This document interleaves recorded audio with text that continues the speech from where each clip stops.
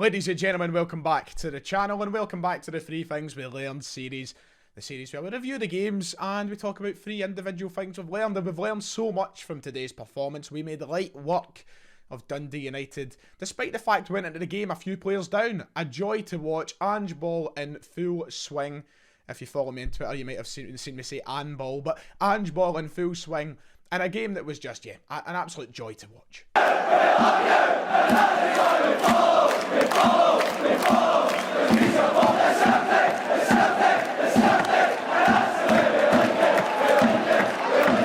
Before we go any further with the video, please make sure to smash that big red subscribe button below. It is much appreciated if you do. We're on the road to 31,000 subscribers before the new year, so we're getting ever so closer. Keep pressing it if you haven't already. And let's get into this video. Celtic 3-0 winners at Tannadice today. An empty stand and, players gone out through injury. It didn't matter. We went up there and so far I think it's one of the best performances this season. I feel like we just get better and better in different aspects of the game, but today from start to finish was absolutely gorgeous. And I think part of that comes into the fact Dundee United didn't set up in the way that, a Livingston would set up and have 10 men behind the ball and it's that low block. Dundee United are a team who ultimately want to play a bit of football and they were a little bit more open for us, but that's not to say that Dundee United allowed us to win the game easily. We just played incredibly well. You watch that performance today and I think that it is safe to say that Ange Postecoglou's football is probably the most entertaining this country has seen in a long, long time. And that's including Brendan Rodgers' football. I really haven't watched a football team play such exciting and fun to watch football and God knows how long. You might be going as far back as a Martin O'Neill to say that we've seen such good football. It's just something else. And it just gets better and better to watch. I was just smiling through the entire 90 minutes there watching that. And Dundee United are a team who've had a great season, a team who have been, up and down a bit recently, but overall doing well for their expectations. And we made light work of them today. We really did make them look like amateurs through points of the game. The way we dictate play, the way we control the ball. It's everything we've been getting used to. It's everything that Postecoglou spoke on. Some managers think that referees win games, but ultimately, what we've seen there over that 90 minutes, that's the kind of football that's winning us games in a minute. And look, what a perfect start to December as well.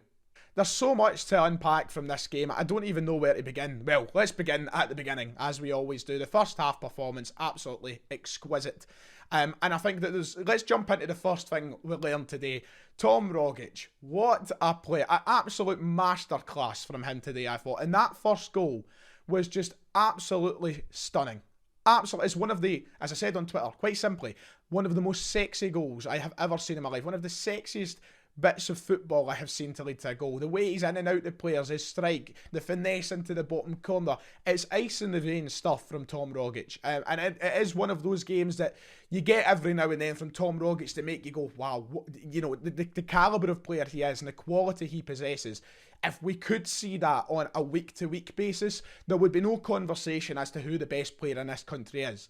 That's the only problem with Tom Rogic. You don't get it week-to-week, but this season, he's had such a kind of resurgence in his career that Ange Postecoglou's brought in. Let's not forget, it wasn't too long ago we were accepting transfer offers from teams in Qatar for him, and most people, I wouldn't say were happy to see the back of him, but most people were kind of accepting to it. I was one of those. I was like, okay, Rogic has clearly had his time at Celtic. It's probably best for him and us if he moves on.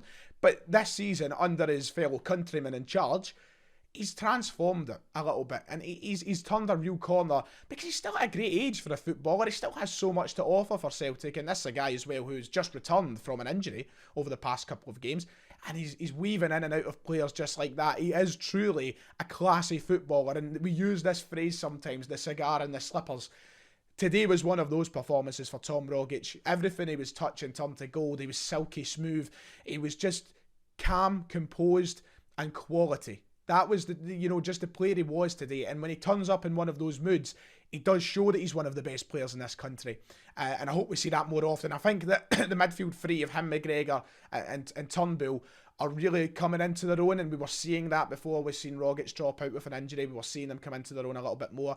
I think today highlighted that even further, that they are, getting a stronger grasp of playing together. And that's such a weird thought, because a year ago, if you said to me, that's your midfield three, I wouldn't have laughed at you, but I would have been concerned that the kind of attacking overload that those three would have, because McGregor's a guy that likes to go forward. Turnbull was an attacking midfielder. Rogic was an attacking midfielder. It just, to me, wouldn't seem like a midfield three that would work, and I think we've still got to be cautious about that moving forward in terms of the long term, but you can't really fault it at the moment. McGregor has adapted brilliantly into the role he's been made to play.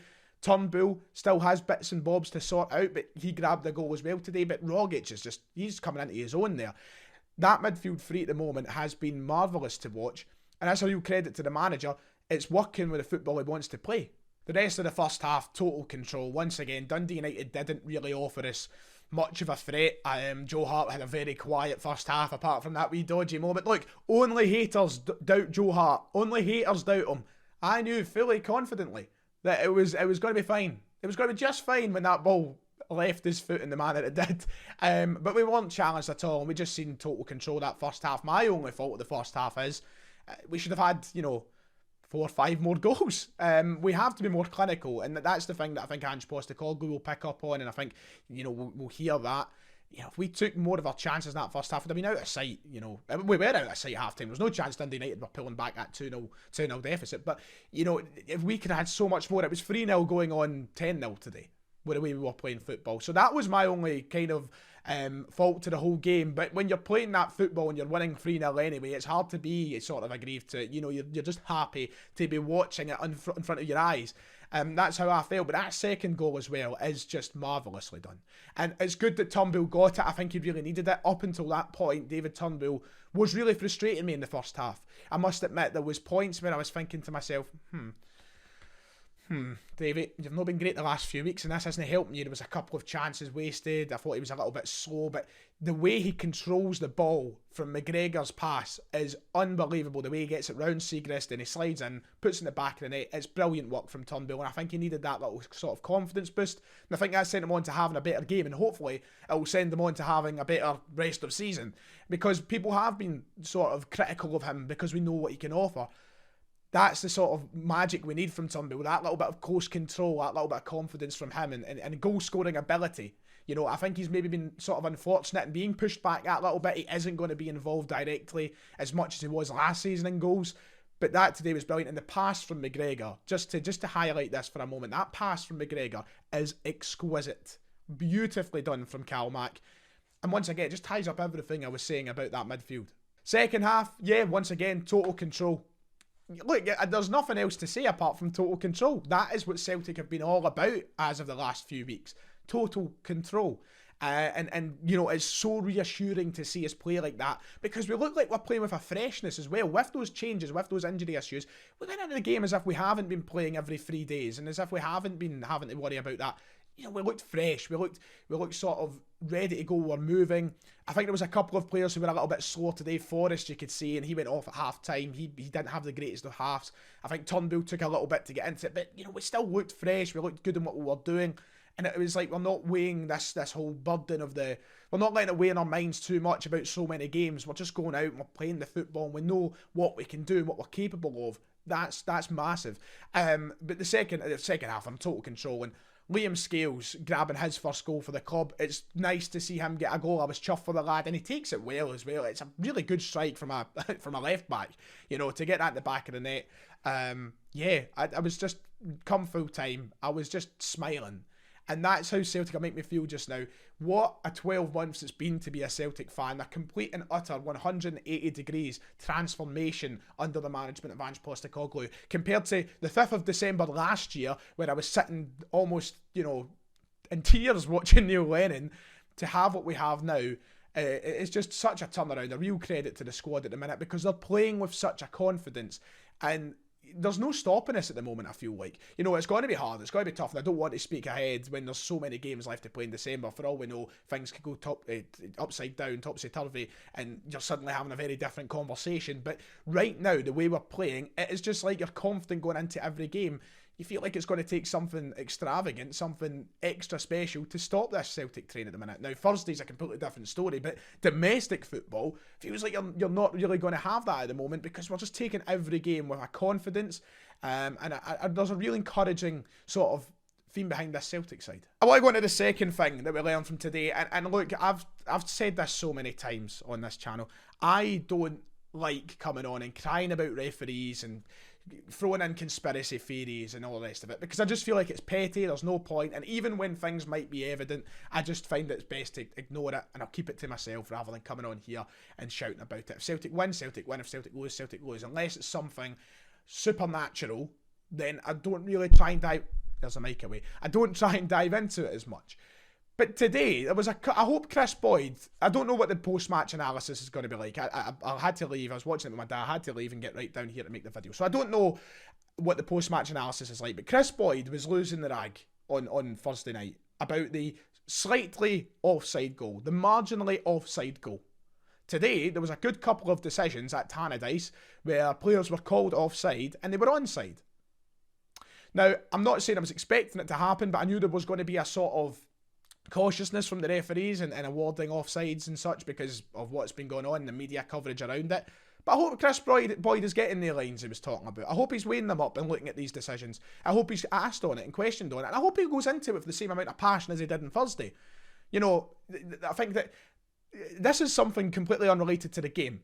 But Sean Maloney's sitting beside him in that chair today. And Sean Maloney, and even your man who used to play for Dundee United, forgot his name, sitting beside him as well. But especially Maloney. Some great insight. Some absolute fantastic sort of terminology into the world of football, the game of football, and talking about different issues. Chris Boyd is sitting beside him like a bambling buffoon. You know? Just rambling away. Giving all... You know, there's such a difference in the two of them. But I hope he's gone into it the same amount of passion as he was on Thursday, because it's these decisions that apparently wind him up. So is it going to wind him up now that there's been incorrectly offside calls given in Celtic's way? I don't think it will, but hopefully we'll say something on it. We'll see. I'm not meaning to go in. I don't want to come across as the bitter Celtic fan that hates Chris Boyd, although I am a bitter Celtic fan that hates Chris Boyd. But I think that, you know, that these are one of these things. We see it all the time. Thursday night, he went off, he's not about it. We're not going to see it today. I don't really have a third thing now. I think I've spoke long enough, and I've gave everything I need to know about today. But it's great to have another clean sheet. Carter Vickers and Starfelt at the back. Fantastic, the pair of them. I love them. I think it's one of the best centre-half partnerships I've seen in a while at Celtic. But, you know, we had Johnson and Taylor come back today in the starting lineup. You know, I thought Johnson was better than what we've seen on Thursday night when he came off the bench. I thought Taylor was better than what I was going to expect from him as well. You know, ultimately, I think the third thing is this is a confident Celtic team at the minute, and enjoy watching it. Because if we're going to Tannadice and we're winning 3-0, I can't wait to see how the rest of it goes as we move on. But yeah, fantastic. 3-0 winners. Can't beat it. Hopefully the kind of results keep coming throughout December and we keep going a game at a time, taking what we deserve. And making all these chances. Hopefully scoring more of them, though. Hopefully scoring more of them. If you've enjoyed, make sure to hit like and subscribe. Yes, that's it. I'll see you all next time.